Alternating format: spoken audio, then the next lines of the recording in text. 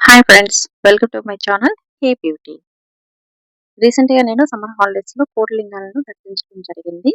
నా లైఫ్లో నేను అక్కడికి వెళ్ళి అన్ని శివలింగాలను చూస్తానని ఎప్పుడు అనుకోలేదండి. సో మా అన్న వారికి చాలా రుణపడి ఉంటాను.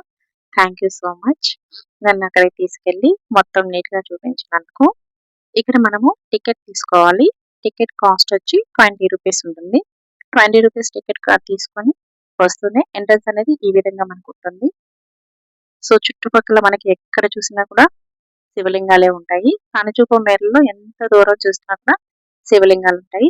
చిన్న సైజు, పెద్ద సైజు అన్నీ కూడా ఉంటాయి ఇక్కడ శివలింగాలు. నాకైతే చాలా వండర్ అనిపించిందండి. అన్ని శివలింగాలు నా లైఫ్‌లో నేను ఎప్పుడూ చూడలేదు. ఇదే ఫస్ట్ టైము.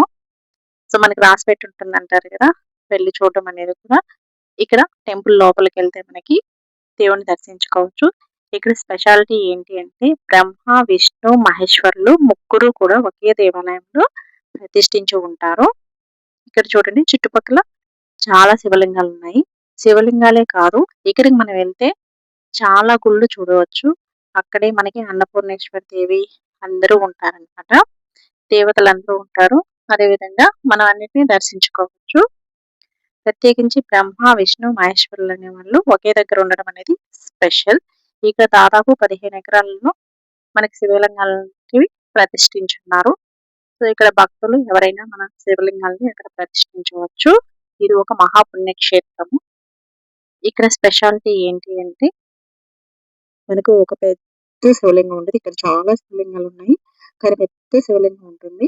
అది వచ్చినప్పుడు చూపిస్తాను మీకు ఖచ్చితంగా. అదేవిధంగా శనేశ్వర దేవాలయం ఉంటుంది. అక్కడికెళ్ళి మనము నూనె శనేశ్వరుని మీద పోయొచ్చు కూడా. ఇక్కడ చూడండి ఎటు చూసినా కూడా శివలింగాలే ఉంటాయి. అదేవిధంగా భక్తులు అనేవాళ్ళు ఎప్పుడు దర్శించుకుంటూనే ఉంటారు. మనం ఎక్కడ చూసినా ఒకే విధంగా ఉన్నట్టు అనిపిస్తుంటాయి శివలింగాలు. సేమ్ కలర్స్ ఉంటాయి. అంటే యెల్లో, ఆరెంజ్, బ్లూ, గ్రీన్ ఈ విధంగా కలర్స్ ఉంటాయి. పోయినంత దూరం కూడా మనం ఎంత దూరం పోయినా కూడా ఇక్కడ మనకి ఆ శివలింగాలు కనిపిస్తున్నాయి. చూడండి పెద్ద విగ్రహాలు ఉంటాయని చెప్పాను కదా!